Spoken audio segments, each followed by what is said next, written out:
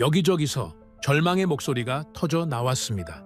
저마다 평생을 바쳐 풀지 못한 단 하나의 질문에 답을 얻으러 온 자리였지만 그곳을 가득 채운 건 희망이 아니라 절망이었습니다. 그 나라들은 차고 넘치게 가진 나라들이었습니다. 땅속엔 석유가 흐르고 우라늄이 잠들어 있고 미래를 바꿀 광물이 가득한 나라들. 하지만 정작 한국만이 가진 그것이 그들에게는 없었습니다. 50개국의 유력 인사들을 절망에 빠뜨린 그날의 진실. 대체 무슨 일이 있었던 걸까요? 그 전에 잠깐 1초 만에 누를 수 있는 좋아요 버튼을 꾹 눌러주시면 영상 제작에 아주 큰 힘이 됩니다. 그럼 바로 시작하겠습니다. 국적도, 종교도, 이념도 전부 다른 나라들이 한자리에 모였습니다.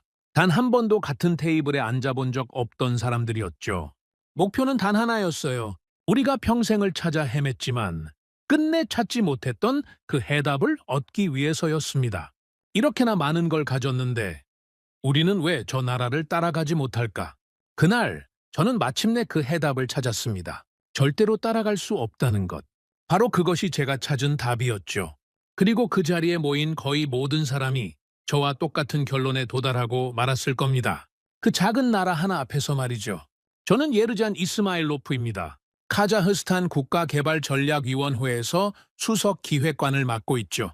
영국 런던 정치경제대학교에서 개발경제학으로 박사 학위를 받았고 지난 10수년 동안 제 나라의 미래를 오직 숫자로만 설계해온 사람입니다. 그날 저는 스위스 제네바에 있었어요. 세계은행과 유엔 무역개발회의가 함께 소집한 초대형 국제회의에 참석하기 위해서였죠. 이 회의가 열린다는 소식이 발표된 그날부터 저는 거의 밤잠을 설쳤습니다. 수개월을 오직 이날 하루만 손꼽아 기다려왔죠. 제 머릿속을 가득 채운 건 우리 카자흐스탄의 압도적인 스케일이었어요. 우리 영토는 272만 제곱킬로미터, 무려 한국의 27배가 넘습니다. 전 세계 우라늄 공급량의 40% 이상이 우리 땅에서 나오죠.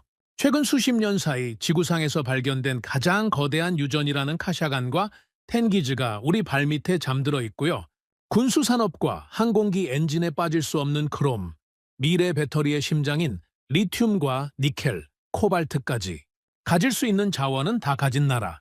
그게 우리 카자흐스탄이었습니다. 그런데 참 이상하죠. 이 모든 걸 다 가지고도 우리는 1인당 국민소득 1만 달러 언저리에서 수십 년째 발이 묶여 있었어요. 땅속의 자원을 캐서 내다 파는 데만 익숙해진 나머지 정작 우리 손으로 무언가를 만들어내는 힘은 끝내 길러지지 않았던 겁니다. 저는 바로 그 늪에서 빠져나올 답을 찾으려고 이 자리에 왔습니다. 그리고 그 답이 어디에 있는지 저는 이미 알고 있다고 믿었죠. 자원이라고는 아무것도 없던 나라. 영토는 우리의 27분의 1에 불과했던 작은 나라. 전쟁이 끝난 직후엔 1인당 국민소득이 차에 100달러에도 미치지 못하던 완전한 불모지. 그런 나라가 어떻게 세계 10손가락 안에 드는 선진국이 되었는가? 저는 그 공식을 통째로 흡수하려고 여기까지 날아온 겁니다. 제 계산은 단순하고 명확했어요. 저렇게 아무것도 없던 한국이 정상에 올랐다면 모든 하드웨어를 다 가진 우리가 그 공식을 얹기만 하면 어떻게 되겠어요? 선진국을 넘어 세계 경제를 우리 손으로 주도할 수 있다. 저는 그렇게 확신하며 회의장으로 들어섰습니다. 그런데 회의실 문을 열고 들어선 순간 저는 묘한 위화감을 느꼈어요. 이 거대한 강당 어디에도 정작 한국에서 온 사람은 단 한 명도 없었던 겁니다. 주인공은 자리에 없는데 그 자리를 가득 메운 전 세계 관료들이 저마다 한국을 연구하고 한국을 이야기하고 있었죠. 처음 회의실에 들어서자 사람들은 저마다 한국 관련 자료를 한 아름씩 들고 삼삼오오 모여 토론을 벌이고 있었습니다. 자기들이 밤새 정리한 정보를 서로 나누느라 로비 전체가 웅성거렸죠. 아프리카에서 온 장관들은 한국의 라이스벨트 사업 자료를 펼쳐놓고 머리를 맞대고 있었어요. 쌀 한 톨 제대로 거두지 못하던 나라가 어떻게 자기 국민을 먹이고도 남아 다른 나라의 농업 기술을 수출하는 나라가 되었는지 그들에게 그건 거의 신화에 가까운 이야기였습니다. 동남아시아에서 온 관료들은 또 다른 주제로 열을 올리고 있었어요. 한국의 민주화와 산업화를 두고 경론을 벌이고 있었죠. 한쪽에선 산업화가 먼저였다고 하고 다른 쪽에선 그 둘이 거의 동시에 굴러갔다며 목소리를 높였습니다.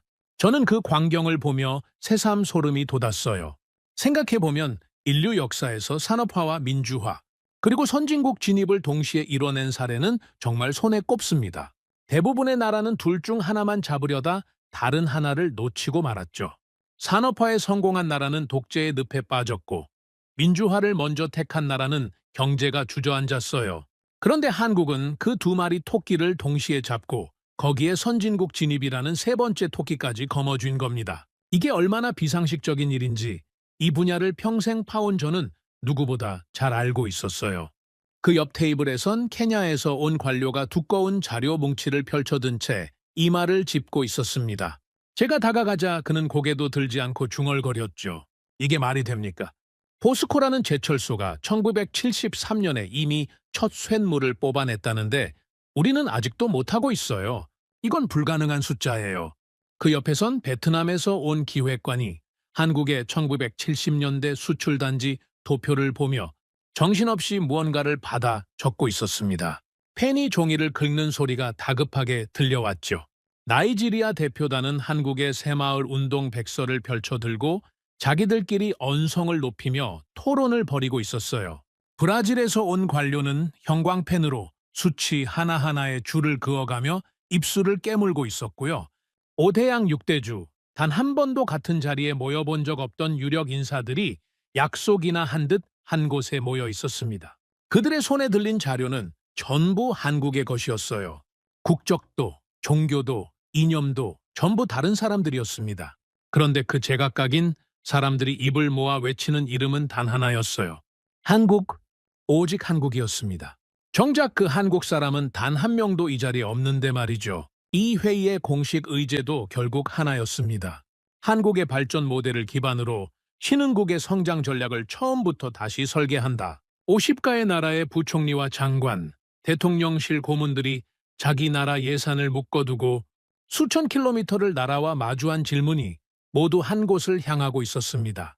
저는 묵직한 가죽 의자에 몸을 묻었어요. 그런데 바로 그때 앞줄에 어느 빈자리 하나가 제 눈에 들어왔습니다. 50개 나라의 대표단이 거대한 강당을 빈틈없이 채우고 있는데 단 한 자리만 덩그러니 비어 있었어요. 그것도 가장 앞줄, 가장 좋은 자리가 말이죠. 명패에 적힌 나라 이름을 보고 저는 제 눈을 의심했습니다. 세계 2위의 경제 대국이라는 중국, 그 중국의 자리가 텅 비어 있었던 겁니다. 마침 제 옆자리엔 우즈베키스탄에서 온 관료가 앉아 있었어요. 저는 그에게 턱짓으로 빈자리를 가리키며 물었습니다. 저 자리, 중국 자리 아닙니까? 그는 어깨를 으쓱하더니 낮게 답했죠. 오겠습니까? 세계 2위라는 나라가 여기 와서 한국한테 머리를 숙이는 그림을 누가 견디겠어요? 저는 속으로 헛웃음이 새어나왔습니다. 중국이 어떤 나라였죠? 바로 얼마 전까지도 세계무역기구 안에서 우리는 아직 배고픈 개발도상국이라고 끝까지 우기던 나라였습니다. 그 명분으로 온갖 무역 혜택과 보조금은 다 챙겨가면서도 말이죠. 그런데 정작 개발도상국에서 선진국으로 강제로 끌어올려진 유일한 나라의 진짜 비밀 앞에서는 끝내 고개를 숙이지 못했어요. 머리를 숙이고 배우러 오기엔 그놈의 거대한 자존심이 도무지 허락하질 않았던 거죠. 저는 우즈베키스탄 관료에게 낮게 한마디를 흘렸습니다. 자존심이 밥을 먹여주진 않죠. 그는 피식 웃으며 고개를 끄덕였어요. 그게 바로 저들이 영원히 우리 옆자리에 머무는 이유죠. 저 텅 빈 명패가 무엇을 의미하는지 저는 이제 똑똑히 알 것 같았습니다. 가장 위대한 진실을 눈앞에 두고도 오직 오만한 자존심 하나 때문에 그것을 외면해버린 나라. 그 자존심이 결국 자기들을 영원한 중진국의 늪에 가둘 거라는 사실을 정작 그들만 모르고 있었던 거죠. 더 기가 막힌 건 따로 있었습니다. 이 자리를 마련한 건 한국이 아니었어요. 한국 정부는 이 회의를 주최하지도 요청하지도 않았습니다. 정작 당사자는 쏙 빠져 있는데 전 세계가 피가 마르는 심정으로 그 나라 하나를 파헤치겠다고 제 발로 기어 모여든 거죠. 도대체 한국이 어떤 나라이기에 자원도 영토도 없던 그 작은 나라가 무슨 일을 해냈기에 지구 절반의 인사들이 이렇게 무릎을 꿇듯 매달리는 걸까요? 저는 자료를 한 번 더 손에 꽉 쥐었습니다. 오늘 이 자리에서 그 비밀의 첫 단추를 반드시 풀어내리라. 그렇게 다짐하던 순간이었어요. 바로 그때 강당의 모든 조명이 한꺼번에 어두워지기 시작했습니다. 그리고 육중한 문이 무겁게 닫혔어요. 저는 숨을 죽였습니다. 이제 그 봉인된 미스터리의 첫 페이지가 열릴 차례였죠. 강당의 모든 조명이 일제히 꺼졌습니다. 칠흑 같은 어둠 속에서 정면에 거대한 화면 하나에만 불이 들어왔어요. 그리고 그 빛을 등진 채 한 사람이 천천히 단상 위로 걸어 나왔습니다. 백발의 노학자였어요. 영국 옥스퍼드 대학교 국제경제학 정교수이자 세계은행 수석 경제자문위원인 리차드 보웬 박사님. 저는 숨이 턱 막혔습니다. 제가 런던에서 박사 과정을 밟던 시절 그분의 논문이라면 한 줄도 빠짐없이 외우다시피 했던 제 학문의 우상이었기 때문이죠. 그런 거인이 지금 제 눈앞에 손에 닿을 듯한 거리에 서 있었던 겁니다. 보웬 박사님이 안경을 고쳐 쓰고 마이크를 잡자 50개 나라의 장관급 관료들로 가득 찬 객석은 숨소리조차 들리지 않을 만큼 얼어붙었어요.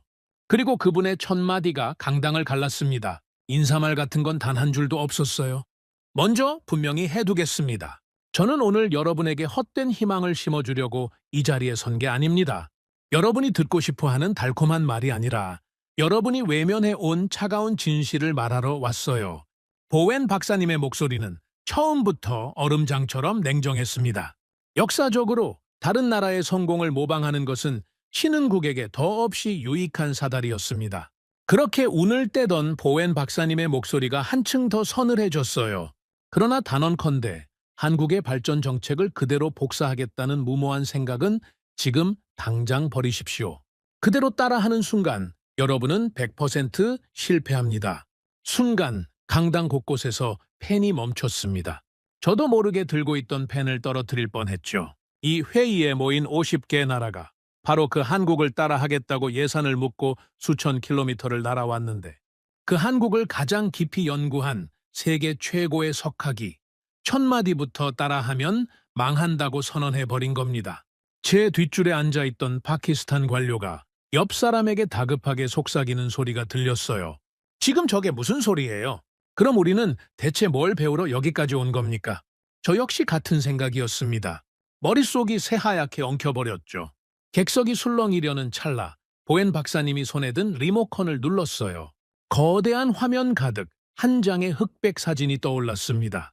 폭격으로 지붕이 통째로 날아간 건물, 그 잔해 밑 차가운 진흙 바닥에 가만히 조각 하나를 깔고 옹기종기 앉은 아이들. 그 작은 손에는 하나같이 연필이 쥐어져 있었어요. 화면 아래로 자막이 박혔습니다. 천막학교, 판잣집 교실, 노천 수업. 저는 그 사진에서 눈을 뗄 수가 없었어요. 보웬 박사님의 목소리가 다시 강당을 울렸습니다. 경제학이 정의하는 국가 재건의 정석이 무엇인지 아세요? 전쟁이 끝나면 가장 먼저 군대를 정비하고 무너진 공장을 다시 세우고 당장 먹고 살 인프라에 돈을 쏟아붓는 겁니다. 그게 상식이죠. 그런데 한국은 그 상식을 정면으로 거부했습니다. 보웬 박사님이 화면 속 아이들을 손으로 가리켰어요. 이 아이들을 보십시오. 이 사진은 전쟁이 끝난 뒤에 찍힌 게 아닙니다. 총성이 오가고 폭탄이 떨어지던 그 지옥 한복판에서 찍힌 겁니다. 한국인들은 포탄이 머리 위로 날아다니는 그 전쟁통에도 천막을 치고 판잣집을 세워 아이들 수업을 단 하루도 멈추지 않았어요. 지구상에서 그렇게 한 국민은 한국인들이 유일합니다.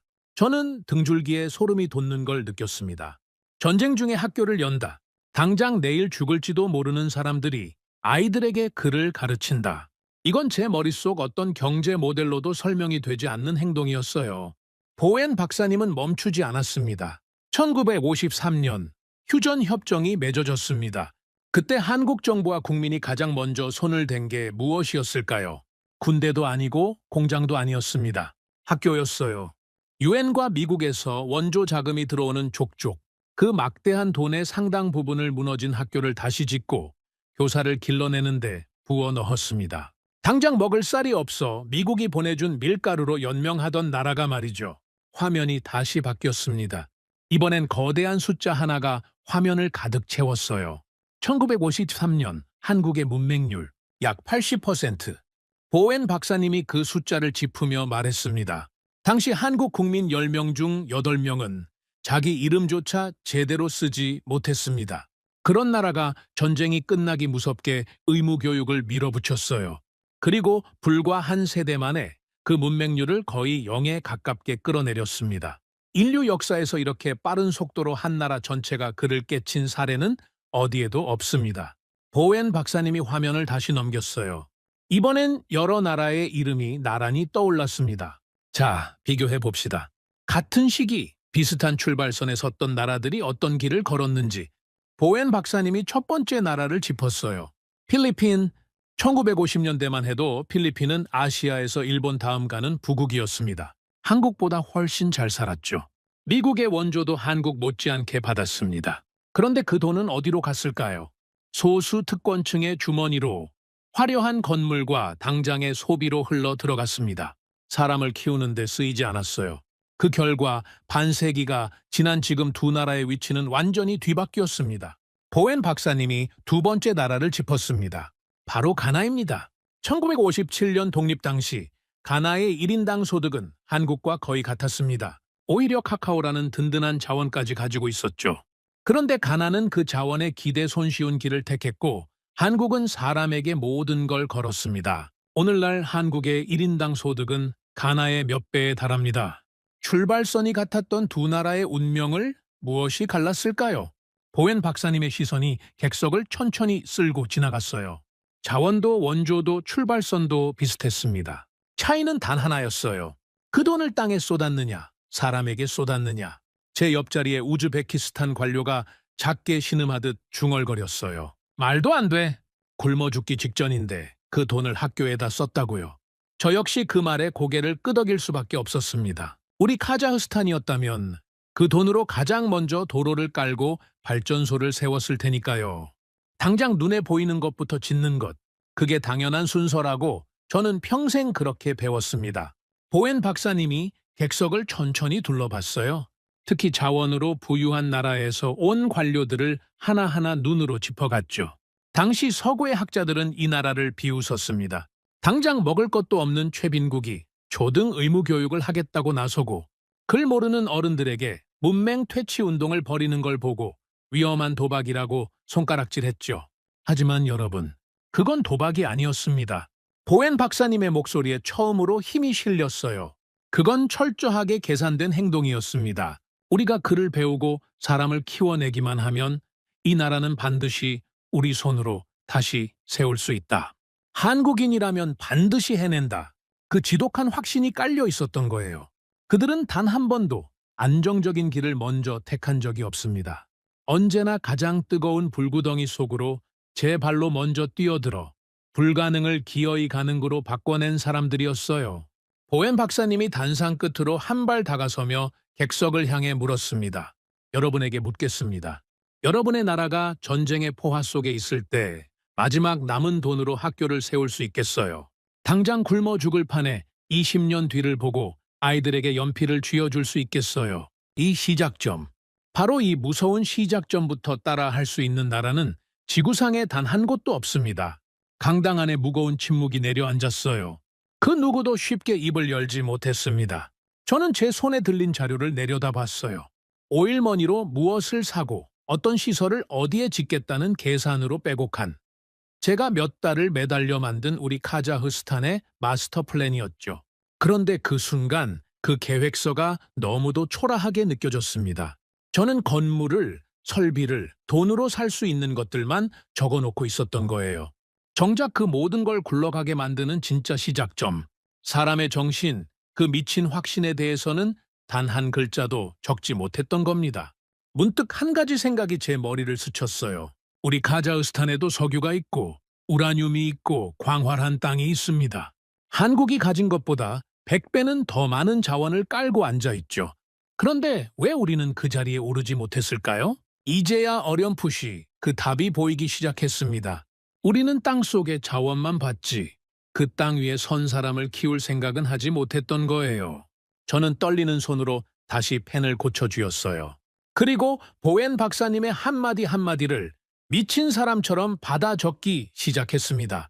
화면 속 흑백 사진의 아이들이 차가운 진흙 바닥에 앉아 저를 똑바로 바라보고 있는 것만 같았어요. 전쟁의 잿더미 속에서도 연필을 놓지 않았던 그 작은 눈빛들이 말이죠. 그제야 저는 어렴풋이 깨닫기 시작했습니다. 이 회의에 모인 50개의 나라가 왜 그토록 한국 앞에서 절절매는지를요. 그건 한국의 공장이 부러워서도 기술이 탐나서도 아니었습니다. 돈으로도 자원으로도 도저히 흉내낼 수 없는 그 무언가. 바로 그것 때문이었던 거죠. 그리고 보엔 박사님의 이야기는 이제 막 그 첫 단추를 풀었을 뿐이었습니다. 보엔 박사님이 다시 리모컨을 눌렀습니다. 화면이 바뀌자 이번엔 희뿌연 흑백 영상이 흘러나왔어요. 좁고 어두운 작업장. 천장에 매달린 알전구 하나에 의지한 채 수백 명의 어린 여공들이 빼곡히 들어앉아 있었습니다. 누군가는 가발에 머리카락을 한 올 한 올 심고 있었고 누군가는 미싱으로 신발과 옷감을 받고 있었어요. 화면 아래 자막이 박혔습니다. 1960년대 구로수출산업공단. 보엔 박사님이 입을 열었어요. 이게 1960년대 한국의 모습입니다. 자원도 없고 기술도 없고 자본도 없던 나라가 가진 거라곤 단 하나, 사람의 손뿐이었죠. 그래서 한국은 그 손으로 할 수 있는 일부터 시작했습니다. 가발을 만들고 신발을 꿰매고 섬유를 짰어요. 선진국이 거들떠보지도 않는 가장 값싼 노동. 그게 한국의 출발점이었습니다. 보웬 박사님의 시선이 객석의 한쪽 구역으로 천천히 옮겨갔어요. 방글라데시, 그리고 에티오피아에서 오신 분들. 지금 여러분의 나라가 바로 이 단계에 있습니다. 전 세계 패스트 패션 브랜드의 옷 상당수가 여러분의 공장에서 꿰매지고 있죠. 값싼 노동력으로 버티는 노동집약적 경공업. 수십 년 전 한국이 섰던 바로 그 자리에 지금 여러분이 서 있는 겁니다. 해당 국가 관료들의 표정이 미묘하게 굳는 게 멀리서도 보였어요. 그때 방글라데시 대표단의 한 사람이 손을 들었습니다. 박사님, 그렇다면 같은 옷을 꿰매던 우리와 한국이 지금 이렇게 벌어진 결정적 차이는 무엇이었나요? 보웬 박사님이 고개를 끄덕였어요. 아주 정확한 질문입니다. 차이는 그 돈의 사용처에 있었습니다. 한국이 위대한 진짜 이유는 이 경공업에 머물지 않았다는 데 있어요. 가발과 신발을 팔아본 그 피 같은 돈을 한국은 어떻게 했을까요? 상식적으로는 그 돈을 국민들에게 골고루 나눠줘야 합니다. 당장 배고픈 사람들 입에 밥을 넣어주는 게 인지상정이죠. 그런데 한국은 정반대로 움직였습니다. 그 돈을 한 푼도 나눠주지 않고 세계은행마저 고개를 내저은 거대한 도전 속으로 통째로 던져버렸어요. 화면이 다시 바뀌었습니다. 이번엔 빛바랜 영문 문서 한 장이 떠올랐어요. 세계은행이 작성한 공식 보고서였습니다. 그 위로 붉은 글씨가 쾅 하고 박혔어요. 한국의 종합제철소 건설은 경제적으로 전혀 타당성이 없다. 보웬 박사님이 그 문장을 손으로 짚었습니다. 이게 1960년대 후반 한국이 제철소를 짓겠다고 했을 때 세계은행이 내린 결론입니다. 세계는 한국이 제정신이 아니라고 했어요. 주제 파악도 못하고 까분다며 비웃었죠. 그런데 그들의 판단에도 나름의 근거는 있었습니다. 당시 한국엔 철을 다룰 기술자도 제철 경험도 심지어 변변한 철도 기술조차 없었으니까요. 제철소를 지을 돈도 당연히 없었습니다. 그런데 한국이 그 돈을 어디서 끌어왔는지 아십니까? 보웬 박사님의 목소리가 한층 무거워졌어요. 식민 지배의 대가로 받아낸 청구권 자금이었습니다. 조상들이 흘린 피의 대가, 목숨값과 다름없는 돈. 한국은 그 돈을 단 한 푼도 흩뜨리지 않고 영일 만에 허허벌판에 제철소를 세우는데 쏟아부었습니다. 기술이 없으니 선진국 기술자들을 데려와 밤낮 없이 배웠고 경험이 없으니 맨몸으로 부딪히며 하나하나 익혀나갔어요. 뒤로 물러설 곳이라고는 없었습니다. 이 돈마저 날리면 나라의 미래가 통째로 사라진다는 걸 모두가 알고 있었으니까요. 그런데 화면이 다시 바뀌는 순간 강당 전체가 숨을 멈췄습니다. 시뻘건 쇳물이 거대한 용광로에서 폭포처럼 쏟아져 내리고 있었어요. 영일만 모래밭에 세워진 그 제철소에서 마침내 첫 쇳물이 터져 나온 겁니다. 타당성이 없다던 그 도전이 결국 성공한 거죠. 보웬 박사님이 그 결과를 짚었습니다. 그리고 이 제철소는 단순히 쇳물 하나를 뽑은 데서 끝나지 않았어요. 값싸고 질 좋은 철이 쏟아져 나오자 그 철로 배를 만들고 자동차를 만들고 기계를 만들 수 있게 됐습니다. 훗날 한국이 조선과 자동차에서 세계를 제패하게 되는 그 모든 뿌리가 바로 이 모래밭에서 시작된 겁니다. 제 뒷줄에 파키스탄 관료가 자기도 모르게 탄성을 흘리는 소리가 들렸어요. 이게 정말 그 가난한 나라가 했다고. 보웬 박사님은 멈추지 않았습니다. 화면이 또 바뀌었어요. 이번엔 소달구지가 다니던 진흙탕 길 위로 거대한 도로 공사 현장이 펼쳐졌습니다. 경부고속도로, 서울에서 부산까지 나라의 등뼈를 관통하는 대동맥을 깔겠다는 계획이었죠. 보웬 박사님이 객석을 향해 물었습니다. 당시 한국 전체에 자동차가 몇 대나 있었을 것 같습니까? 고작 3만 대 안팎이었습니다. 길에 다니는 차도 거의 없던 나라가 나라 1년 예산의 무려 20%를 단 하나의 도로에 통째로 쏟아부은 겁니다. 저는 제 귀를 의심했어요. 차도 없는데 고속도로를 깐다. 그것도 국가 예산의 5분의 1을. 이건 우리 카자흐스탄의 상식으로는 도무지 이해할 수 없는 순서였습니다. 이번엔 인도에서 온 관료가 손을 들었어요. 박사님, 그렇게 무리하게 자원을 한 곳에 몰아넣으면 다른 부문이 무너지지 않습니까? 반대하는 목소리는 없었나요? 보웬 박사님이 답했습니다. 당연히 있었습니다. 야당도, 언론도, 심지어 세계 전문가들까지 모두 반대했어요. 공사 도중 비용이 부족해 여러 번 위기를 맞았고 험준한 산악 구간에서는 목숨을 잃은 노동자도 적지 않았습니다. 하지만 한국은 그 모든 반대와 희생을 뚫고 당초 예상보다 훨씬 빠른 속도로 도로를 완성해냈어요. 그리고 그 도로가 뚫리자 서울과 부산을 오가는 시간이 반나절로 줄었고 전국이 하루 생활권으로 묶였습니다. 물류 비용이 급격히 떨어지면서 그 길을 따라 공장들이 줄줄이 들어서기 시작했죠. 보웬 박사님이 그 의문의 핵심을 짚었어요. 여러분, 대부분은 이렇게 생각할 겁니다. 수요가 생긴 다음에 인프라를 깐다. 그게 정상적인 순서니까요. 그런데 한국은 거꾸로 갔습니다. 인프라를 먼저 깔아놓고 그 위로 미래를 강제로 끌어당겼어요. 화면에 또 다른 장면이 떠올랐어요. 이번엔 아무것도 없는 바닷가였습니다. 보웬 박사님이 설명을 이었어요. 여기는 바로 마산이라는 지역입니다. 한국은 이 텅 빈 해안가의 수출 자유 지역이라는 걸 만들었습니다. 외국 기업들이 들어와 마음껏 공장을 돌릴 수 있도록 세금을 깎아주고 인프라를 미리 깔아준 거죠. 아직 들어올 기업이 있는지도 모르는데 그들이 올 자리부터 먼저 닦아놓은 겁니다. 그리고 그 결과 외국 자본과 기술이 한국으로 빨려 들어왔고 한국의 노동자들은 그들 곁에서 선진 기술을 어깨너머로 배워나갔습니다. 보웬 박사님이 단상을 손바닥으로 강하게 내리쳤어요. 소리가 강당을 울렸습니다. 당시 전 세계 최고의 경제학자들은 이 세 가지를 두고 하나같이 무모한 도박이라 비웃었습니다. 하지만 여러분, 그건 도박이 아니었어요. 물류의 뼈대를 세우고 제조업의 기반을 깔면 반드시 세계를 따라잡을 수 있다는 철저하게 계산된 행동이었습니다. 그리고 그 계산의 밑바닥엔 단 하나의 확신이 있었죠. 한국인이라면 반드시 해낸다. 보웬 박사님의 목소리가 강당을 가득 메웠어요. 전쟁의 한복판에서 학교를 열어 사람을 키웠던 바로 그 확신이 이번엔 산업으로 옮겨 붙은 겁니다. 사람을 키운 그 손으로 이제 나라의 뼈대를 세우기 시작한 거예요? 저는 가슴이 두근거리다 못해 아파올 지경이었습니다. 순간 제가 몇 달을 매달려 만든 우리 카자흐스탄의 계획서가 떠올랐어요. 자원을 먼저 팔아 돈을 모으고 그 돈이 쌓이면 천천히 도로를 깔고 그 다음에 공장을 짓는다. 차근차근 안전하게 순서대로. 저는 그게 가장 합리적인 길이라고 굳게 믿고 있었어요. 그런데 지금 그 순서론이 통째로 무너지고 있었습니다. 한국은 돈이 모이기를 기다리지 않았어요. 수요가 생기기를 기다리지 않았어요. 미래를 먼저 지어놓고 현재를 그 미래에 끌려가게 만들었습니다. 저는 그제야 깨달았어요. 우리가 수십 년째 늪에서 빠져나오지 못한 진짜 이유를요. 우리는 늘 안전한 다음 순서를 기다리기만 했던 겁니다. 해안가의 빈 바닷가 앞에서 늘 한 발 물러섰던 거예요. 화면 속에선 경부고속도로 개통식 장면이 흐르고 있었습니다. 도로 위로 환호하는 사람들의 모습 위로 한국의 수출 그래프가 수천 배로 치솟아 오르고 있었어요.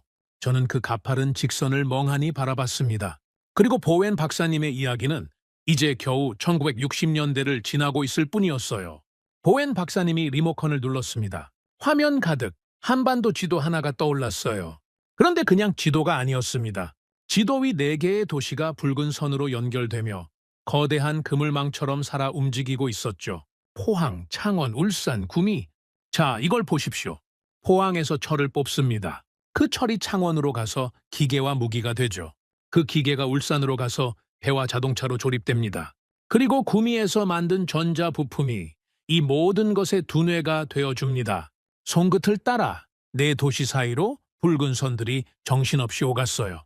마치 거대한 톱니바퀴 네 개가 서로 정확히 맞물려 돌아가는 것 같았습니다. 이게 바로 1970년대 한국이 만든 겁니다. 나라 전체를 하나의 거대한 공장으로 묶어버린 거죠. 철이 기계가 되고 기계가 배가 되고 그 모든 걸 전자가 제어하는 국토 단위의 완벽한 산업 생태계. 이건 한 도시의 공장 하나가 잘 돌아가는 것과는 차원이 다른 이야기입니다. 한 곳이 멈추면 옆이 받쳐주고 한 곳이 성장하면 그 옆이 함께 커지는 살아있는 유기체였으니까요. 게다가 이 네 도시는 우연히 모인 게 아니었습니다. 철을 만들면 그 철을 받아 쓸 기계 공장이 가까이 있어야 하고 기계가 나오면 그걸 조립할 조선소와 자동차 공장이 곁에 있어야 한다. 그 모든 흐름을 미리 계산해서 나라 전체를 하나의 설계도 위에 그려 넣은 겁니다. 시선이 객석의 한쪽으로 천천히 향했어요. 인도 그리고 베트남에서 오신 분들. 지금 여러분의 나라는 거대한 외국 자본을 유치해서 세계의 공장이 되겠다고 달리고 있죠. 좋은 전략입니다. 그런데 한 가지만 묻겠습니다. 목소리가 서늘해졌어요. 여러분은 그 공장 건물과 최신 설비를 돈으로 사올 수 있습니다. 하지만 철이 기계가 되고 기계가 배가 되는 저 톱니바퀴 전체를 사올 수 있습니까? 그 안에서 돌아가는 자립 기술을 통째로 수입할 수 있습니까? 해당 국가 관료들이 입을 다물었습니다. 그 침묵 위로 못이 박혔어요. 없다면 여러분은 영원히 외국 자본의 하청 기지로 남을 뿐입니다. 그들이 떠나는 순간 모든 게 멈추는 거죠. 그때 베트남 대표단의 한 사람이 조심스레 손을 들었습니다. 박사님, 그렇다면 그 산업 생태계라는 건 충분한 자본만 있으면 결국 만들 수 있는 것 아닙니까? 저희도 시간을 두고 투자하면 되지 않을까요? 기다렸다는 듯 고개를 젓는 모습이 보였어요. 좋은 질문입니다.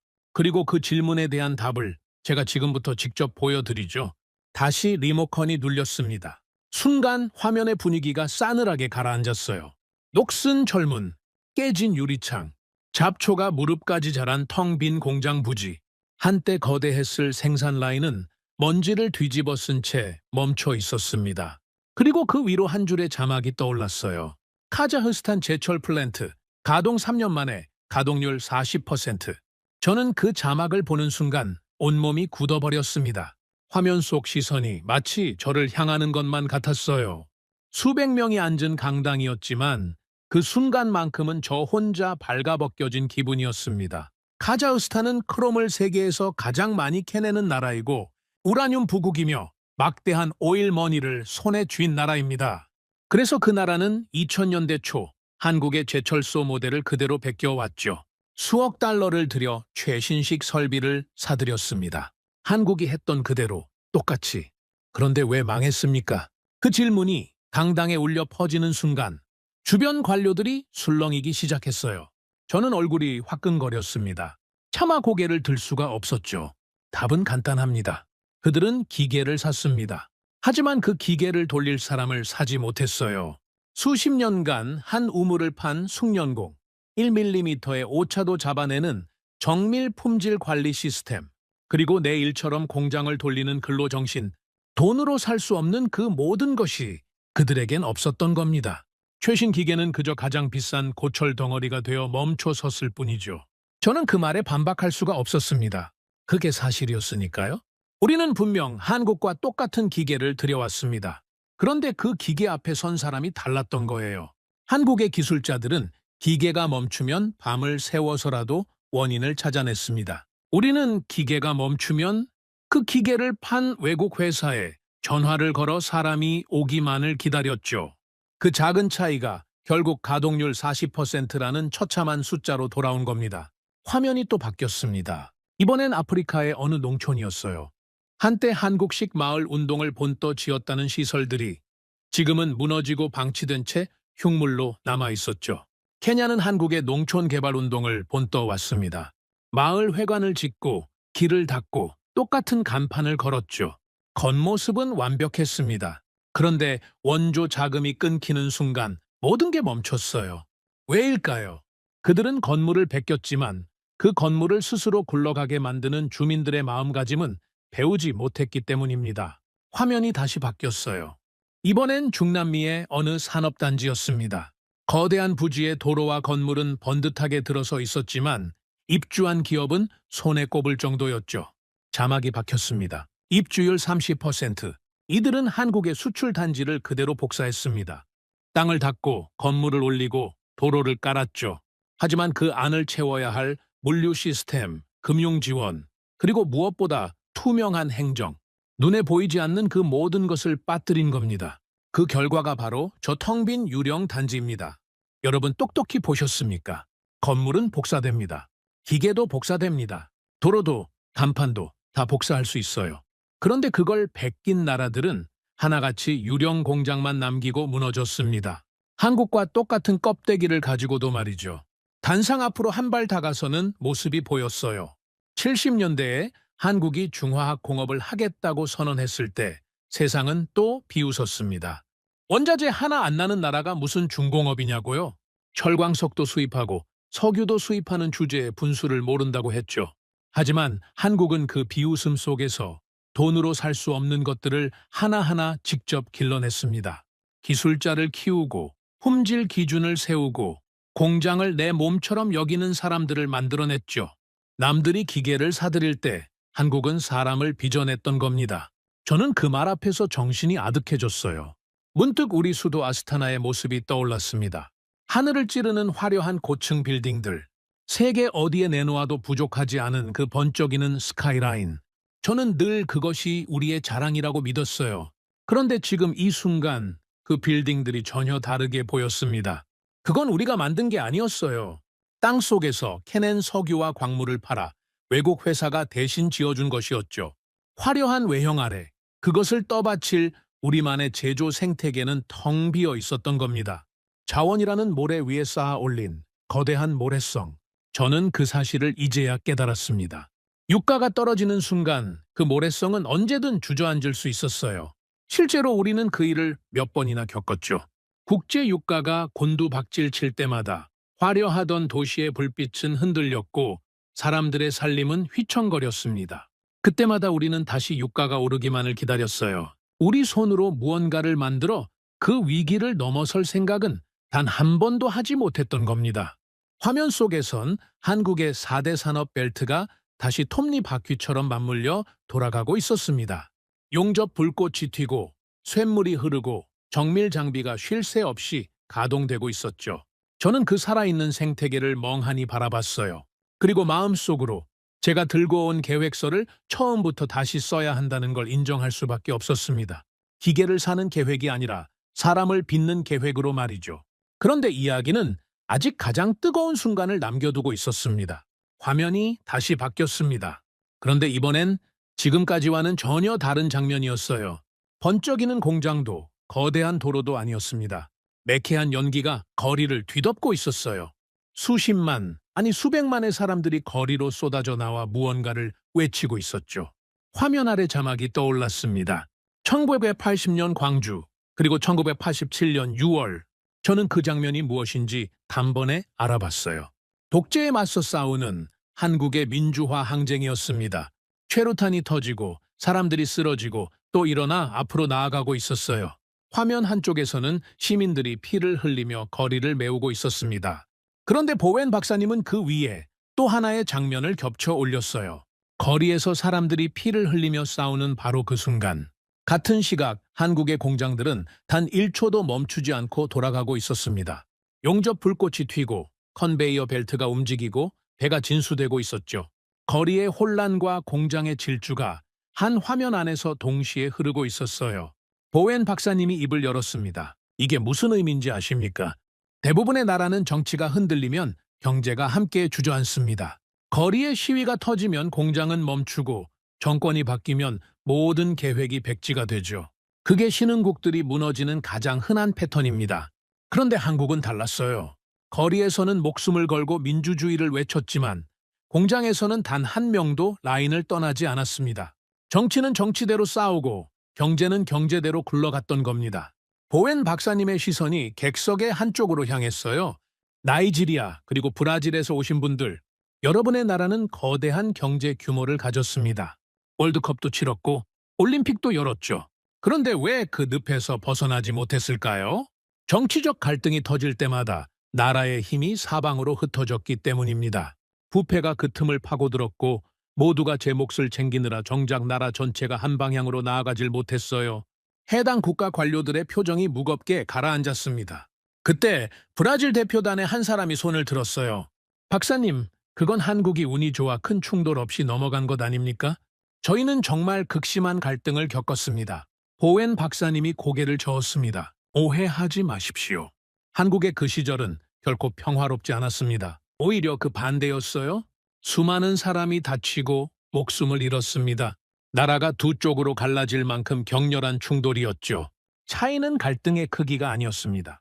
그 격렬한 갈등 속에서도 단 하나만큼은 모두가 건드리지 않았다는 점이에요. 바로 나라를 먹여 살리는 경제의 뼈대였습니다. 정권이 누구의 손에 넘어가든 공장만큼은 멈추면 안 된다. 그 암묵적인 약속을 온 국민이 지켜낸 겁니다. 저는 그 말에 등줄기가 서늘해졌어요. 생각해보면 우리 카자흐스탄은 정반대였습니다. 정권이 흔들릴 때마다 사람들은 가장 먼저 제 입속부터 챙겼죠. 누가 권력을 잡느냐에 따라 사업이 통째로 엎어지고 어제의 계획이 오늘 휴지 조각이 되곤 했으니까요. 화면이 다시 한번 반전됐습니다. 이번엔 거리의 연기 대신 휘황찬란한 불빛이 화면을 가득 채웠어요. 거대한 경기장, 하늘로 솟구치는 불꽃, 전 세계에서 모여든 선수들. 1988년 서울 올림픽이었습니다. 그런데 보엠 박사님은 그 화려한 장면에서 갑자기 시간을 거꾸로 되돌렸어요. 여러분, 화면의 화려함에 속지 마십시오. 진짜 이야기는 이 올림픽이 열리기 7년 전으로 거슬러 올라갑니다. 한국이 왜, 무엇 때문에 이 올림픽을 유치하려 했는지부터 알아야 합니다. 보웬 박사님이 객석을 향해 물었습니다. 1980년대 초 세계 지도에서 한국을 정확히 짚을 수 있는 사람이 몇이나 됐을까요? 거의 없었습니다. 대부분의 사람들에게 한국은 그저 전쟁을 치른 가난한 나라, 혹은 어디 붙어 있는지도 모르는 동양의 작은 분단국일 뿐이었어요. 세계 시장에서 한국이라는 이름은 아무런 무게도 갖지 못했습니다. 보웬 박사님의 목소리가 진지해졌어요. 그런데 한국은 수출로 먹고 사는 나라였습니다. 세계의 물건을 팔아야 살 수 있고 글로벌 기업을 끌어와야 성장할 수 있는 나라였죠. 그러려면 단 하나, 세계가 한국을 알아야 했습니다. 이름도 모르는 나라의 물건을 누가 사주겠습니까? 어디 있는지도 모르는 나라에 어느 기업이 공장을 짓겠어요. 그래서 한국은 가장 무모한 승부수를 던졌습니다. 전 세계의 눈이 한 곳에 쏠리는 단 하나의 무대, 올림픽을 가져오기로 한 거예요. 화면에 한 장의 사진이 떠올랐습니다. 긴장된 표정으로 회의장에 앉아있는 한국 대표단의 모습이었어요. 보웬 박사님이 그 사진을 가리켰습니다. 당시 가장 유력한 개최 후보는 한국이 아니었습니다. 바로 옆 나라, 일본의 나고야였죠. 일본은 이미 한 차례 올림픽을 성공적으로 치른 경험이 있는 세계가 인정하는 선진국이었습니다. 자본도 인프라도 국제적 신뢰도 한국과는 비교가 되지 않았어요. 모두가 나고야의 승리를 의심하지 않았습니다. 한국이 끼어든 건 그저 들러리에 불과하다고 여겼죠. 보웬 박사님이 한 발 다가섰어요. 생각해 보십시오. 전쟁의 위협이 도사린 분단 국가가 세계 2위의 경제 대국을 상대로 올림픽 유치 경쟁에 뛰어든 겁니다. 상식적으로는 시작도 하기 전에 끝난 싸움이었어요. 그런데 한국은 포기하지 않았습니다. 전 세계를 돌며 한 표 한 표를 직접 설득했어요.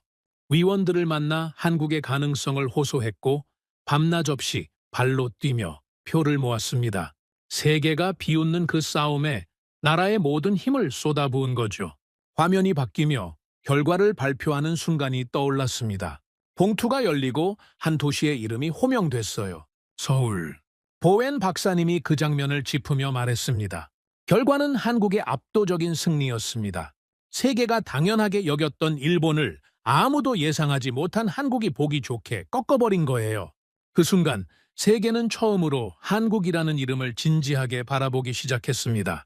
저는 그 장면에 숨이 멎는 것 같았어요. 세계 2위의 경제 대국을 이름조차 낯선 분단국이 이겼다니.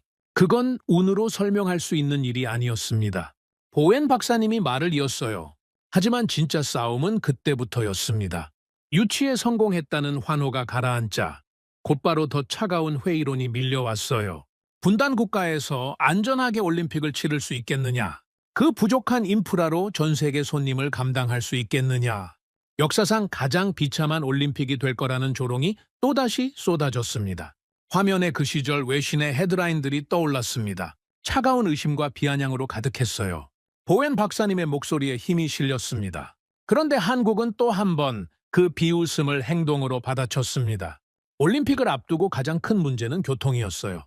전 세계에서 수십만 명이 몰려드는데 도시가 그걸 감당할 수가 없었죠. 그래서 한국이 어떻게 했는지 아십니까? 서울의 지하철 여러 노선을 동시에 파기 시작했습니다. 하나도 아니고 여러 개를 한꺼번에 말이죠. 거기에 공항까지 초고속으로 확장했어요. 보통의 나라라면 하나를 짓는데도 몇 년씩 걸리고 예산은 2배로 불어나며 공사는 한없이 늘어집니다. 선진국조차 올림픽을 치를 때마다 예산 초과로 골머리를 앓죠. 화면에 거대한 숫자 2개가 떠올랐어요. 공사 지연, 연, 예산 초과, 영. 보웬 박사님이 그 숫자를 짚었습니다. 한국은 그 모든 공사를 약속한 기한 안에, 약속한 예산 안에 끝냈습니다. 전 세계가 골치를 앓던 그 일을 한국은 단 한치의 어긋남도 없이 해낸 거예요. 올림픽이라는 거대한 행사를 마치 정밀한 기계를 조립하듯 완벽하게 짜 맞춘 겁니다. 저는 그 2개의 0을 멍하니 바라봤어요. 그 숫자가 얼마나 비현실적인 것인지 저는 누구보다 잘 알고 있었습니다. 우리 카자흐스탄도 막대한 돈을 들여 국제 행사를 유치한 적이 있었으니까요. 화려한 개막식, 전 세계로 송출되는 중계 화면. 그 순간만큼은 우리도 세계의 중심에 선 듯했습니다. 그런데 축제가 끝나고 나니 남은 게 없었어요. 행사를 준비하는 과정에서 누군가는 입속을 챙겼고 예산은 새어나갔고 공사는 늦어졌습니다. 그 거대한 시설들은 행사가 끝나자 텅 빈 채로 방치됐죠. 우리에게 그건 잠깐의 불꽃놀이였을 뿐 나라의 체질을 바꾸지는 못했던 겁니다. 보웬 박사님이 화면을 넘겼어요. 이번엔 올림픽 이후 한국의 변화를 보여주는 그래프였습니다. 자, 이게 핵심입니다. 이름도 모르던 그 나라가 올림픽을 통해 단 16일 동안 전 세계 안방에 자신을 알렸습니다. 역사상 가장 성공적인 올림픽이었다는 찬사와 함께 말이죠. 수십억 명이 한국이라는 나라를, 그 거리와 사람들과 기술을 처음으로 두 눈에 담은 거예요. 그 결과가 무엇이었을까요?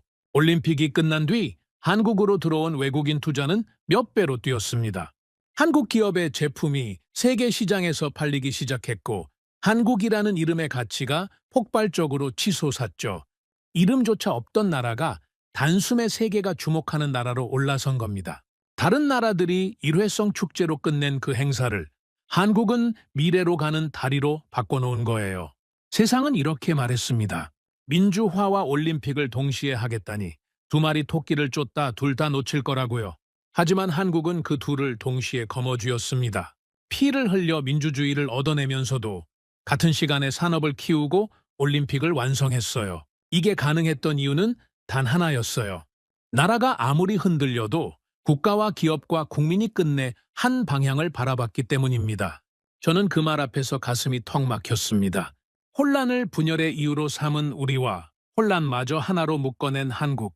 같은 위기 앞에서 갈라진 두 나라의 운명이 너무도 선명하게 대비됐어요. 화면 속에서는 여전히 거리의 함성과 공장의 굉음이 하나로 어우러지고 있었습니다. 이름조차 없던 나라가 세계의 무대 한복판으로 걸어 나오던 그 순간이 제 가슴 깊은 곳을 두드리고 있었어요. 그런데 보웬 박사님은 아직 한국의 가장 극적인 순간을 꺼내지 않고 있었습니다. 보웬 박사님이 다음 화면으로 넘어갔습니다. 그런데 이번엔 화면 전체가 핏빛으로 물들었어요. 긴박한 뉴스 화면이 쏟아져 나왔습니다. 거대한 기업들의 이름 위로 부도라는 글자가 차례차례 찍혀 나갔어요. 주가 그래프는 절벽처럼 곤두박질치고 있었고 앵커의 다급한 목소리가 흘러나왔습니다. 한국의 외환 보유고가 바닥을 드러냈다는 소식이었어요. 화면 아래 자막이 떠올랐습니다. 1997년 외환위기. 보웬 박사님이 무거운 표정으로 입을 열었어요. 지금까지 저는 한국이 어떻게 일어섰는지를 보여드렸습니다. 이제부터는 한국이 어떻게 무너졌는지를 보여드리겠습니다. 1997년 한국은 국가 부도의 벼랑 끝에 섰습니다. 그토록 가파르게 치솟던 그 나라가 하루아침에 추락한 거예요. 수십 년간 쌓아 올린 모든 것이 한순간에 무너질 위기였습니다. 저는 그 화면을 보며 묘한 감정에 휩싸였어요.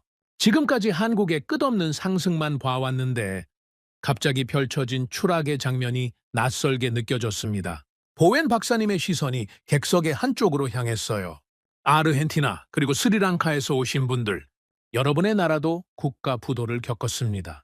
그때 거리에서 무슨 일이 벌어졌는지 여러분이 가장 잘 알 겁니다. 보웬 박사님의 목소리가 차분하게 가라앉았습니다. 대부분의 나라는 국가가 부도나면 똑같은 풍경이 펼쳐집니다. 성난 사람들이 거리로 쏟아져 나와 정부를 향해 분노를 터뜨리죠. 상점이 약탈당하고 가진 자들은 재산을 해외로 빼돌리기 바쁩니다. 내 나라가 망했으니 내 것이라도 챙기자. 그게 위기 앞에 선 인간의 가장 자연스러운 본능이에요. 저는 그 말에 고개를 끄덕일 수밖에 없었습니다. 우리 카자흐스탄도 다르지 않았으니까요. 국제 유가가 폭락할 때마다 우리 화폐 가치는 곤두박질쳤습니다. 그때마다 거리의 민심은 흉흉해졌고 정부를 향한 불신이 들끓었어요. 사람들은 먼저 은행으로 달려가 돈을 빼냈고 여유 있는 자들은 그 돈을 국경 밖으로 옮겼습니다. 위기가 닥치면 나라가 안에서부터 갈라지는 것. 저는 그게 당연한 일이라고 생각했어요. 보웬 박사님이 객석을 향해 물었습니다. 그렇다면 한국은 어땠을까요? 그 절체절명의 위기 앞에서 한국 사람들은 거리로 뛰쳐나갔을까요? 화면이 바뀌는 순간 저는 제 눈을 의심했습니다. 거리에 사람들이 끝도 없이 길게 줄지어 서 있었어요. 그런데 그건 분노의 행렬이 아니었습니다. 폭동의 줄도 약탈의 줄도 아니었어요. 사람들은 저마다 손에 무언가를 꼭 쥐고 있었습니다. 화면이 가까이 다가가자 그게 무엇인지 보였어요.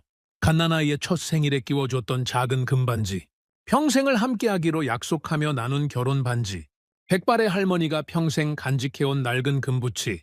사람들은 그 소중한 것들을 자기 발로 들고 나와 있었습니다. 보웬 박사님이 조용히 말했어요. 나라가 빚을 갚을 돈이 없다는 소식을 듣고 한국 국민들이 직접 나선 겁니다. 집 안 깊숙이 간직해온 금부티를 꺼내 나라의 빚을 대신 갚겠다고 줄을 선 거예요. 누가 시킨 것도 아니었습니다. 대가를 바란 것도 아니었어요. 그저 내 나라를 살려야 한다는 마음 하나로 화면 위로 황금빛 숫자가 떠올랐습니다. 참여한 국민 351만 명, 모임금 21억 달러어치. 저는 그 숫자 앞에서 말을 잃었어요. 351만 명, 수백만의 사람들이 자신의 가장 소중한 것을 아무 조건 없이 내놓았다는 겁니다. 그때 스리랑카 대표단의 한 사람이 떨리는 목소리로 물었어요. 박사님, 정말로 강제가 아니었습니까? 정부가 어떤 압박도 하지 않았는데 사람들이 스스로 결혼 반지를 내놓았다는 게 저는 도저히 믿기지가 않습니다. 보웬 박사님이 천천히 고개를 끄덕였습니다. 저도 처음엔 믿기 어려웠습니다. 하지만 사실입니다. 그리고 바로 그 점이 전 세계를 충격에 빠뜨렸어요. 화면에 그 시절 외신들의 헤드라인이 떠올랐습니다. 경제학의 논리로는 설명할 수 없는 민족, 위기 앞에서 가장 무섭게 하나로 뭉치는 사람들. 보웬 박사님이 그 헤드라인을 짚으며 말했어요. 세계의 경제학자들은 이 현상을 어떻게 분석해야 할지 몰라 당황했습니다.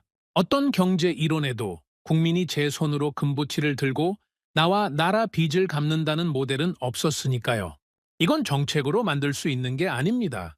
돈으로 살 수 있는 것도 아니에요. 국가와 국민 사이에 오랜 세월 쌓인 깊은 신뢰가 없으면 절대 일어날 수 없는 일입니다.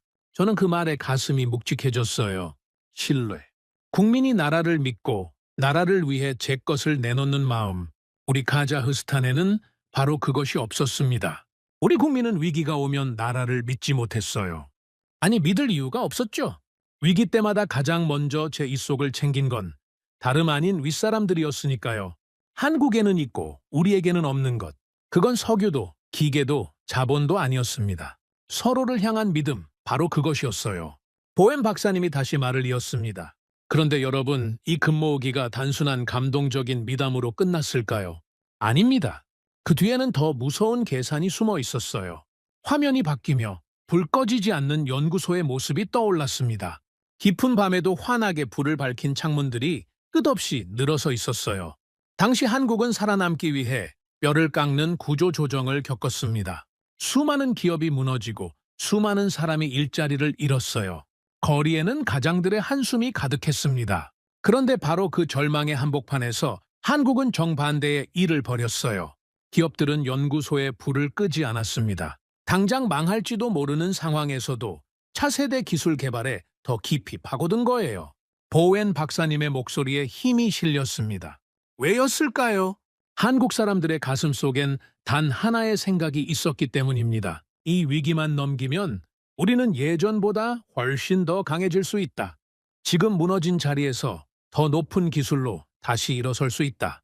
그래서 가장 어두운 순간에 가장 먼 미래에 투자한 겁니다. 화면에 거대한 숫자 하나가 떠올랐어요. 3년 8개월. 보웬 박사님이 그 숫자를 짚었습니다. 전 세계는 한국이 그 빚을 갚는 데 최소 10년은 걸릴 거라 예상했습니다. 영영 그 늪에서 헤어나오지 못할 거라 보는 시각도 많았죠.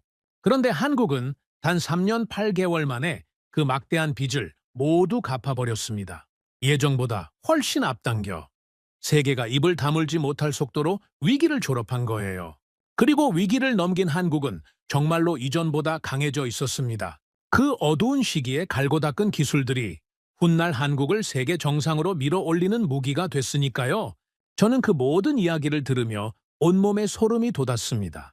위기를 분열의 이유로 삼는 나라와 위기를 단결의 계기로 삼는 나라, 위기 앞에서 도망치는 나라와 위기 한복판에서 더 먼 미래로 뛰어드는 나라, 같은 위기를 만나도 그 끝은 이토록 달랐습니다.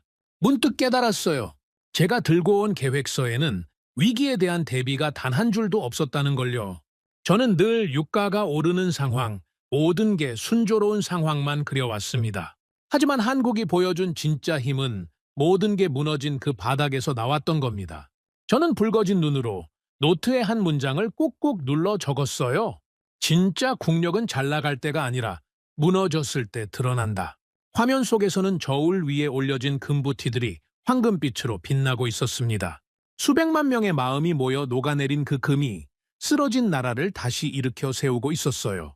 그런데 보웬 박사님은 이제 가장 믿기 힘든 이야기를 꺼내려 하고 있었습니다. 한국이 스스로 선진국이 되기를 거부했다는 그 이상한 이야기를요. 지금부터 제가 드릴 이야기는 여러분이 평생 들어본 적 없는 종류의 것입니다. 너무 이상해서 처음엔 믿기지 않으실 거예요. 화면이 바뀌며 유엔의 한 회의장 영상이 떠올랐습니다. 수많은 나라의 대표들이 빼곡히 앉아있는 엄숙한 국제기구의 풍경이었어요. 화면 아래 자막이 박혔습니다.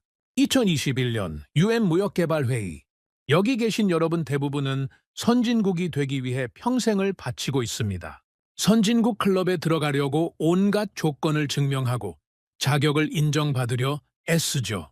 선진국이라는 그 타이틀 하나를 얻기 위해 말 그대로 구걸하듯 매달립니다. 그게 여러분이 이 자리에 모인 이유이기도 하고요. 보웬 박사님의 시선이 객석의 한쪽으로 향했습니다.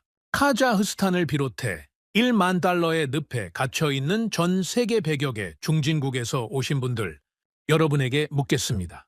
만약 누군가 여러분의 나라에 선진국 자격을 그냥 주겠다고 한다면 어떻게 하시겠습니까? 당연히 두 손 들고 환영하겠죠. 저는 속으로 고개를 끄덕였습니다. 그건 너무도 당연한 일이었으니까요. 우리가 수십 년째 그토록 갈망해온 게 바로 그 타이틀인데 거절할 이유가 어디 있겠어요. 그런데 보웬 박사님의 다음 말이 강당을 얼어붙게 만들었습니다. 그런데 한국은 그 선진국 타이틀을 거부했습니다. 순간 강당 곳곳에서 웅성거림이 일었어요. 저도 제 귀를 의심했습니다. 거부했다고. 그 누구나 갈망하는 선진국 지위를 제 발로 차버렸다고. 한국은 이미 오래전부터 세계 10위권의 경제 대국이었습니다. 누가 봐도 명백한 선진국이었죠. 선진국들의 모임에도 이미 가입해 있었습니다. 그런데도 한국은 공식적으로는 끝까지 개발도상국 간판을 떼지 않았어요. 세계가 너희는 이미 선진국이라고 아무리 말해도 한국은 우리는 아직 개발도상국이라며 버틴 겁니다. 그때 인도에서 온 관료가 손을 들었어요. 박사님, 도무지 이해가 가지 않습니다. 선진국이 되면 더 좋은 것 아닙니까? 대체 왜 그걸 마다한 거죠? 바로 그게 핵심입니다. 그 안에 한국 특유의 무서운 계산이 숨어 있었어요. 국제무역 질서에는 한 가지 규칙이 있습니다.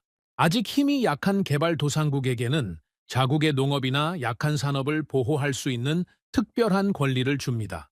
외국의 값싼 농산물이 밀려들지 못하도록 높은 장벽을 칠 수 있게 해주는 거죠. 한국은 바로 그 권리를 쥐고 있었습니다. 값싼 외국 농산물이 함부로 들어오지 못하게 두꺼운 방어막을 세워 자국의 농민들과 작은 생산자들을 지켜온 거예요. 그런데 만약 한국이 공식적으로 선진국이 되면 어떻게 될까요? 선진국에게는 그런 보호 장치를 유지할 자격이 사라집니다. 자국 농업을 지키던 그 두꺼운 방어막을 스스로 걷어내야 하는 거죠. 그러면 값싼 외국 농산물이 한꺼번에 밀려들어 한국의 농민들과 중소 생산자들이 무너질 수 있었습니다. 한국은 그걸 정확히 내다본 거예요. 선진국이라는 명예로운 이름표 하나를 위해 자국의 농업과 약한 산업을 희생시키지 않겠다. 명분보다 실리를, 이름보다 국익을 택한 겁니다. 저는 그 대목에서 소름이 돋았습니다. 생각해 보세요. 저희가 지금 여기에 모여 있는 이유도 바로 그것이었습니다. 우리는 그 이름표 하나를 얻으려고 모든 걸 바치는데 한국은 그 이름표 때문에 잃을 것까지 미리 계산하고 있었던 겁니다. 같은 타이틀을 두고 우리는 갈망했고 한국은 저울질했어요. 그 차이가 저를 부끄럽게 만들었습니다. 한국은 남들이 우러러보는 그 자리를 철저히 손익으로 따져보고 있었던 거니까요. 그런데 한국이 이렇게 끝까지 버티자 더 놀라운 일이 벌어졌습니다. 국제사회가 더는 두고 볼 수 없다고 나선 거예요. 너희는 누가 봐도 명백한 선진국인데 언제까지 개발도상국 행세를 할 거냐. 이제 그만 선진국의 책임을 지라며 한국의 등을 떠밀기 시작한 겁니다. 화면이 바뀌며 유엔 회의장에서 의장이 무언가를 선언하는 장면이 떠올랐습니다. 그리고 마침내 2021년 이날 유엔은 한국을 공식적으로 개발도상국에서 선진국으로 지위를 바꿔버렸습니다. 본인은 한사코 거부하는데 국제사회가 만장일치로 어떤 반대도 없이 그 지위를 올려버린 거예요. 저는 그 대목이 가장 인상 깊었습니다. 치열한 표결도 아슬아슬한 통과도 아니었어요. 단 한 나라의 반대도 없는 만장일치였습니다. 세계 모든 나라가 입을 모아 너희는 선진국이 맞다고 인정한 겁니다. 정작 본인만 손사래를 치는데 말이죠. 화면에 한 줄의 자막이 떠올랐습니다. 이 기구가 만들어진 지 57년 만에 사상 첫 사건. 이게 어떤 의미인지 아십니까? 이 국제기구의 역사상 개발도상국에서 선진국으로 지위가 바뀐 나라는 단 하나도 없었습니다. 한국이 인류 역사상 최초였어요. 그것도 스스로 원해서가 아니라 세계가 더는 봐줄 수 없다며 멱살을 잡듯 끌어올린 유일한 사례였습니다. 세상 모든 나라가 들어가고 싶어 발버둥 치는 그 문을 한국은 등 떠밀려 들어간 겁니다. 저는 그 장면 앞에서 한참 동안 말을 잃었습니다. 우리는 그 문을 두드리다 지쳐 쓰러지는데 한국은 그 문 앞에서 도리어 걸음을 멈추고 버텼고 결국 세계가 등을 떠밀어야 마지못해 안으로 들어갔다. 이건 도대체 어떤 나라란 말인가? 그런데 보엔 박사님은 여기서 가장 잔인한 진실을 꺼냈습니다. 화면이 다시 바뀌며 두꺼운 보고서 한 권이 떠올랐어요. 세계적인 국제기구가 펴낸 중진국의 위기를 다룬 보고서였습니다. 이 보고서 안에서 전 세계 수많은 나라가 늪에 빠져 허우적대는 동안 단 한 나라에게만 특별한 별명이 붙었습니다. 화면에 영문 한 줄이 떠올랐어요. 성장의 슈퍼스타, 세계의 경제학자들이 오직 한국에게만 헌정한 이름입니다. 그 누구도 따라 한 적 없는, 그 누구도 다시 해낼 수 없는 성장을 이룬 나라. 그게 바로 한국이라는 겁니다. 그런데 보웬 박사님의 다음 말이 강당을 다시 한번 얼어붙게 만들었어요. 자, 여기서 가장 잔인한 진실을 말씀드리겠습니다. 여러분 중 누군가는 이렇게 생각할 겁니다. 한국이 했으니 우리도 그 길을 따라가면 되지 않겠느냐. 하지만 안타깝게도 그 길은 이제 사라졌습니다. 저는 가슴이 철렁 내려앉았습니다. 사라졌다니 그게 무슨 말인가? 한국이 타고 올라간 사다리가 있습니다. 값싼 옷을 만들어 팔고 그 돈으로 철을 만들고 자동차와 배를 만들며 한 계단씩 올라가던 그 사다리요. 한국은 그 사다리를 거침없이 밟고 올라가 진작의 꼭대기에 도착했습니다. 그런데 문제는 한국이 올라간 뒤에 벌어졌어요. 그 사다리의 아래쪽 칸들을 이제는 거대한 인구 대국이 통째로 독차지해버린 겁니다. 값싸게 만드는 분야는 그들이 싹쓸이하고 그 윗칸은 높은 기술 장벽으로 단단히 막혀버렸어요. 뒤따라 오르려는 나라들이 발을 디딜 칸 자체가 사라져버린 거죠. 보웬 박사님의 목소리가 무겁게 가라앉았습니다. 다시 말해 한국은 그 사다리를 다 오르고 나서 사다리 자체가 끊겨버린 마지막 나라입니다. 오해하지 마십시오. 한국이 절박하게 매달려 간신히 올라간 게 아닙니다. 오히려 그 반대예요. 한국은 누구보다 일찍 그리고 여유롭게 정상에 올라서 있었고 사다리는 그 뒤를 따라오던 모두의 발밑에서 끊어진 겁니다. 그래서 다른 나라들이 한국의 그 빠른 성장을 따라잡으려면 이제는 그 몇 배의 시간이 걸립니다. 아니, 어쩌면 영원히 불가능할지도 모릅니다. 그 사다리가 이미 부서져 사라졌으니까요. 저는 망치로 머리를 얻어맞은 듯한 충격에 휩싸였습니다. 지금까지 저는 막연히 믿고 있었어요. 한국이 갔으니 우리도 열심히 하면 언젠가는 그 자리에 갈 수 있다고. 그런데 그게 아니었습니다. 우리가 게을러서 부족해서 못 가는 게 아니었어요. 우리가 오르려던 그 길 자체가 이미 사라져버린 거였습니다. 한국은 누구보다 먼저 그것도 여유롭게 그 정상에 올라선 거인이었고 그 뒤로 길은 완전히 닫혀버린 겁니다. 그러니 세계가 한국의 등을 떠밀어 선진국으로 끌어올린 것도 어찌 보면 당연한 일이었어요. 한국은 그 누구도 다시 오를 수 없는 자리에 이미 홀로 올라서 있었으니까요. 세계는 그저 한국이 한사코 거부하던 그 명백한 사실을 만장일치로 공식 인정해 준 것뿐이었습니다. 저는 멍하니 그 자막을 바라봤습니다. 성장의 슈퍼스타, 그리고 그 뒤로 끊어진 사다리. 이 두 장면이 무엇을 의미하는지 깨닫는 순간 저는 온몸에 소름이 돋았어요. 한국을 따라잡는다는 건 이제 단순히 노력의 문제가 아니었습니다. 그들이 한 일을, 그들이 가진 정신을 통째로 이해하지 못하면 우리는 영영 그 끊긴 사다리 앞에 멈춰 서 있을 수밖에 없었던 거죠. 그런데 보웬 박사님은 이제 마지막으로 가장 압도적인 장면을 꺼내려 하고 있었습니다. 이미 정상에 올라선 그 거인이 지금 그 위에서 무엇을 하고 있는지를요. 보웬 박사님이 단상의 화면을 조작했습니다. 순간 강당 전체가 거대한 기계음과 함께 칠흑 같은 어둠에 잠겼어요. 그리고 다음 순간 눈이 부실 만큼 새하얀 공간이 화면을 가득 채웠습니다. 먼지 한 톨 없는 완벽한 청정실이었어요. 그 안에서 거대한 장비가 불꽃을 튀기며 손톱만한 얇은 판 위에 무언가를 새기고 있었습니다. 사람의 머리카락보다 수만 배는 가는 상상조차 어려운 정밀한 작업이었죠. 화면이 바뀌자 이번엔 망망대해가 펼쳐졌습니다. 수평선 너머로 거대한 혹을 등에 인 산더미 같은 배에 한 척이 천천히 항구를 빠져나가고 있었어요. 영하 160도가 넘는 극저온의 액체를 실어 나르는 인류 기술의 정점에 있는 배였습니다. 또 화면이 바뀌었어요. 새하얀 설원을 거대한 강철 덩어리 하나가 굉음을 내며 질주하고 있었습니다. 먼 이국의 눈밭을 찢으며 달리는 한국이 만든 전차였죠. 반도체, 배, 그리고 무기. 전혀 달라 보이는 이 세 장면이 숨가쁘게 화면 위로 쏟아졌습니다. 보웬 박사님이 입을 열었어요. 이게 지금 그 정상에 올라선 거인이 하고 있는 일입니다. 자원이라곤 아무것도 없던 그 불모지가 지금 세계에 무엇을 쥐고 있는지 보십시오. 보웬 박사님의 시선이 객석의 한쪽, 자원 부국에서 온 관료들이 모인 자리로 향했습니다. 여기 광활한 영토와 막대한 지하 자원을 가진 나라에서 오신 분들이 계실 겁니다. 가진 것으로만 따지면 한국과는 비교조차 되지 않는 분들이죠. 그런데 묻겠습니다. 여러분이 그 자원 가격이 떨어질 때마다 휘청거리는 사이, 자원 하나 없는 한국은 대체 무엇이 되었습니까? 보웬 박사님의 목소리가 강당을 울렸습니다. 세계인이 쓰는 컴퓨터와 스마트폰 속 핵심 부품의 상당수를 지금 한국이 만들고 있습니다. 전 세계 바다를 누비는 가장 까다로운 특수선의 대부분을 한국이 짓고 있어요.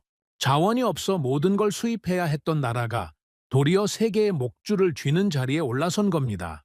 저는 그 말에 반박할 수가 없었습니다. 그게 우리의 현실이었으니까요. 우리는 땅을 파서 팔았고 한국은 그 누구도 못 만드는 것을 만들어 팔았습니다.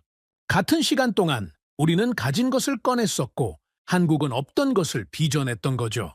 화면이 다시 바뀌었습니다. 이번엔 유럽 여러 나라의 국기가 나란히 떠올랐어요. 보웬 박사님이 설명했습니다.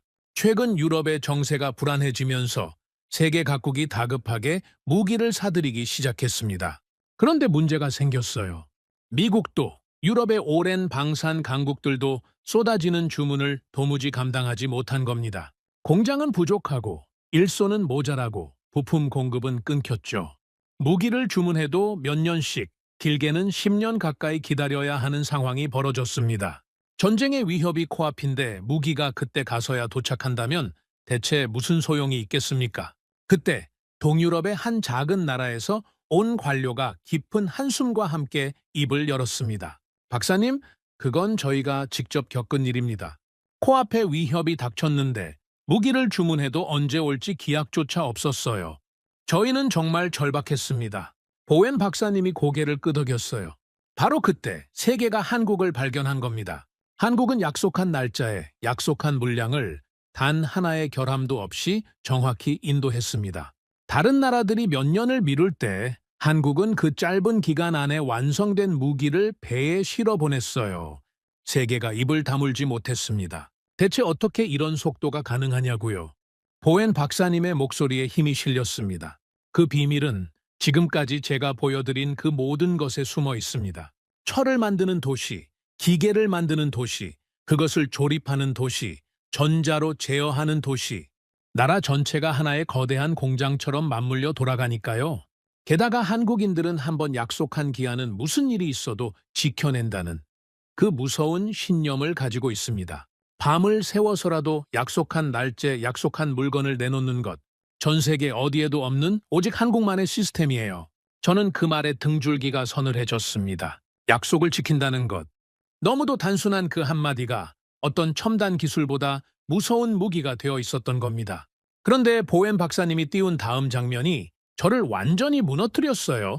화면이 바뀌며 너무도 익숙한 풍경이 떠올랐습니다. 그건 다름 아닌 우리 카자흐스탄의 자원 개발 현장이었어요. 우리 땅에서 우라늄을 캐고 미래의 광물을 추출하는 바로 그 현장이었습니다. 그런데 그 화면 위에 낯선 로고들이 선명하게 박혀 있었어요. 전부 한국 기업들의 이름이었습니다. 보웬 박사님이 그 로고들을 하나하나 짚었습니다. 보십시오. 어느 자원 부국의 땅에서 그 나라의 자원을 캐고 가공하는 가장 핵심적인 현장에 지금 누가 들어와 있습니까? 다름 아닌 한국의 기업들이고 한국의 기술자들입니다. 왜 이런 일이 벌어졌을까요? 답은 간단합니다. 그들은 땅 속에서 우라늄을 캐낼 수는 있어도 그 우라늄을 발전소가 쓸 수 있는 연료로 가공하는 정밀한 기술은 가지고 있지 못하기 때문입니다. 미래의 배터리를 만들 광물을 캐낼 수는 있어도 그걸 실제 배터리로 만들어내는 기술은 없기 때문이에요. 보웬 박사님의 목소리가 강당에 묵직하게 내려앉았습니다. 냉정하게 말씀드리겠습니다. 한국의 손길이 닿지 않으면 그 땅 속의 보물들은 그저 비싼 돌덩어리에 불과합니다. 자원을 가진 건 그들이지만 그 자원을 가치 있게 만드는 열쇠는 한국이 쥐고 있는 거예요. 저는 그 순간 숨이 막혔습니다. 지금 화면 속의 그 현장이 바로 우리 카자흐스탄이라는 걸 저는 알고 있었으니까요. 우리가 그토록 자랑스러워하던 우리의 자원, 그 자원의 진짜 가치를 우리가 아니라 한국이 결정하고 있었던 겁니다. 우리는 땅 주인이었지만 그 땅의 보물을 빛나게 하는 마법은 한국의 손에 있었어요. 자원부국이라는 우리의 자부심이 그 한마디에 산산이 부서져 내렸습니다. 화면이 다시 한번 바뀌었어요. 이번엔 한국이 만든 행정 시스템에 관한 것이었습니다. 보웬 박사님이 설명했습니다. 한국은 전 세계가 인정하는 가장 앞선 전자 행정 시스템을 가진 나라이기도 합니다. 복잡한 행정 업무를 손안의 작은 기기 하나로 처리하고 부정과 부패가 끼어들 틈을 기술로 촘촘히 막아낸 나라죠. 그런데 이게 끝이 아닙니다. 여러분, 진짜 무서운 건 따로 있어요. 보웬 박사님이 마지막 화면을 띄웠습니다. 이번엔 차세대 인공지능 반도체와 하늘로 솟구치는 거대한 로켓의 모습이었어요. 보십시오. 이미 세계 정상에 올라선 그 거인이 지금 무엇을 하고 있습니까? 뒤를 돌아보며 편히 쉬고 있을까요? 전혀 아닙니다. 한국은 지금 이 순간에도 다음 시대를 지배할 인공지능 반도체에 매달리고 있습니다. 우주로 로켓을 쏘아 올리며 또 다른 정상을 향해 달려가고 있어요. 이미 1등인데도 결코 멈추지 않습니다. 오히려 더 빠르게, 더 멀리 달려가고 있는 겁니다. 저는 그 마지막 장면 앞에서 입을 다물지 못했습니다. 생각해 보세요. 정상에 오르면 보통은 그 자리를 지키는데 급급합니다. 가진 것을 잃지 않으려 몸을 사리지요. 그런데 한국은 정반대였어요. 정상에 올라선 바로 그 순간 누구도 가보지 않은 더 먼 길을 향해 다시 전력으로 달려나가고 있었습니다. 저는 그 무서운 속도 앞에서 도저히 따라잡을 엄두조차 나지 않았어요. 문득 이 회의장에 처음 들어섰을 때가 떠올랐습니다. 한국의 공식만 흡수하면 우리가 가진 자원으로 세계를 군림할 수 있다. 그렇게 확신하며 이 자리에 앉았던 몇 시간 전의 제 모습이요. 그 오만했던 생각이 지금은 부끄러워 견딜 수가 없었습니다. 우리가 한국을 어떻게 따라잡을지 고민하던 그 순간에도 한국은 이미 저 멀리 누구도 닿을 수 없는 곳을 향해 달려가고 있었으니까요. 저는 멍하니 화면을 바라봤습니다. 쉼없이 질주하는 그 거인의 모습이 제 가슴을 무겁게 짓눌렀어요. 그리고 깨달았습니다. 우리에게 정말 필요한 건 한국의 기술도 한국의 공장도 아니었다는 걸요. 저렇게 멈추지 않고 달리게 만드는 그들 안에 무언가, 바로 그것이 진짜였다는 걸 말이죠. 그런데 보웬 박사님은 이제 마침내 그 무언가의 정체를 밝히려 하고 있었습니다. 이 모든 기적을 만들어낸 한국인의 진짜 비밀을요. 강당의 모든 불빛이 한꺼번에 사그라들었습니다. 오직 단상 위 보웬 교수님 한 사람에게만 빛이 모였어요. 긴 강연의 끝이 다가오고 있다는 걸 모두가 직감하는 순간이었습니다. 보웬 교수님이 안경을 벗어 손에 쥐었어요. 지금까지 저는 한국의 70년을 여러분 앞에 펼쳐 보였습니다. 전쟁의 잿더미부터 세계의 정상까지. 그리고 방금 그 정상에 올라서고도 멈추지 않고 더 먼 미래로 질주하는 모습까지 보셨죠. 자, 그러면 이쯤에서 누군가는 이렇게 묻고 싶을 겁니다. 그래서 그 비결이 대체 뭐냐고요? 보웬 교수님의 목소리가 한층 깊어졌습니다. 저는 평생을 바쳐 이 질문에 매달렸습니다. 그리고 마침내 내린 결론은 여러분을 절망하게 만들지도 모릅니다. 한국의 비결은 너무나 특별해서 그 누구도 따라할 수 없다는 것입니다. 저는 그 말에 가슴이 철렁 내려앉았어요. 따라할 수 없다니?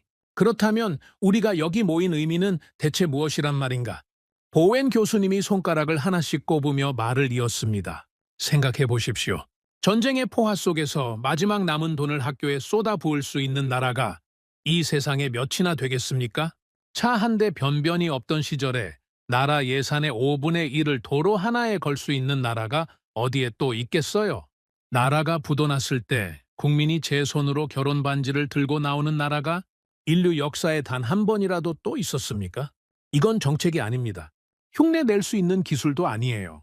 수십 년에 걸쳐 한 나라 사람들의 뼛속 깊이 새겨진 그들만의 정신입니다. 보웬 교수님의 목소리에 힘이 실렸어요. 그래서 저는 분명히 말씀드립니다. 여러분이 한국의 공장을 베끼고 한국의 제도를 복사해 가도 아무 소용없습니다. 지금까지 그렇게 시도한 모든 나라가 유령 도시만 남기고 무너졌으니까요.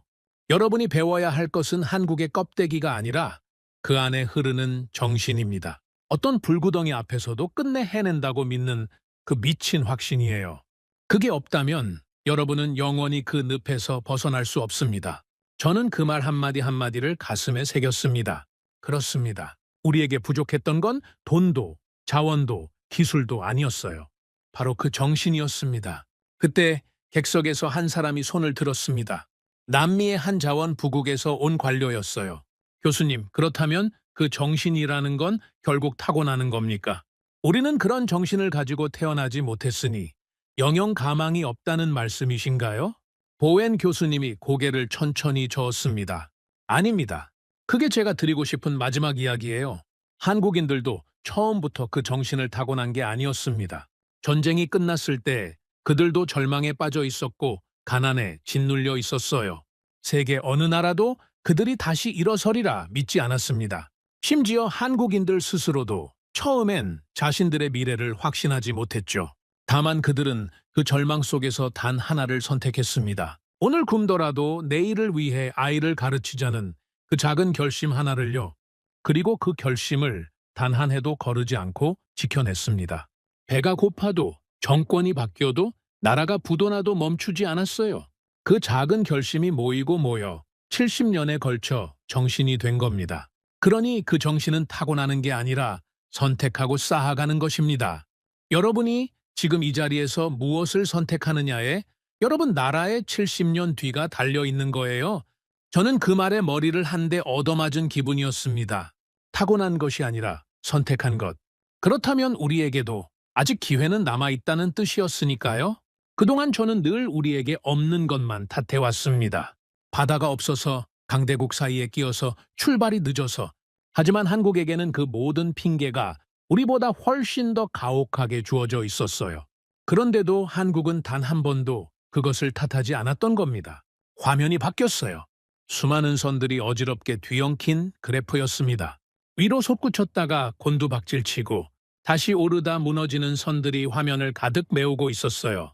보웬 교수님이 설명했습니다. 이건 1만 달러의 늪에 갇힌 100여 개 중진국들의 성장 곡선입니다. 자원 가격이 오르면 솟구치고 떨어지면 추락하죠. 남의 손에 운명을 맡긴 나라들의 위태로운 지그재그입니다. 그 순간 저는 그 어지러운 선들 속에서 우리 카자흐스탄의 곡선을 단번에 찾아냈습니다.